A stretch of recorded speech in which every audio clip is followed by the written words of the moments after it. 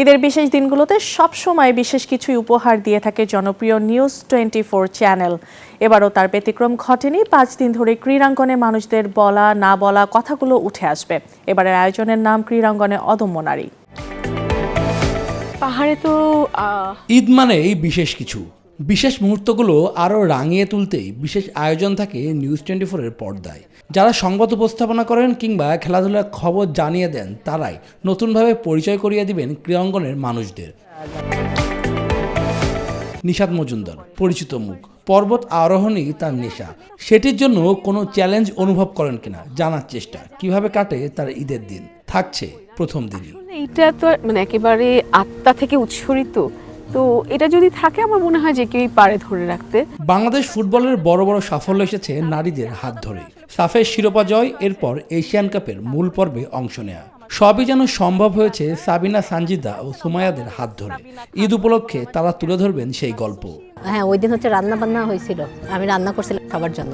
ওরা আসছে আমাদের ক্লাবে, আইসা তারপরে রান্না বান্না করছে। আমার স্পেশাল মেনু ডিশ হচ্ছে সেমাই। ক্রিকেটের 22 গজে পরিচিত মুখ ফাহিমা খাতুন ও রাবেয়া খান।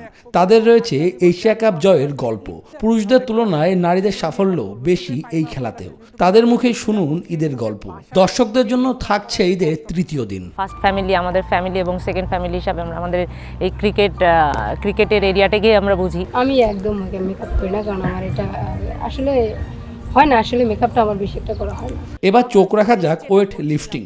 এসএ গেমসে পদক জয়ের পর তার কান্না দেখেছিল দেশবাসী। সেই মাবিয়ার গল্প রয়েছে ঈদের চতুর্থ দিন। বলতে যাকে বোঝায় প্রত্যেকটা মেয়ের জীবনে তার বাবাই সবচেয়ে প্রিয়।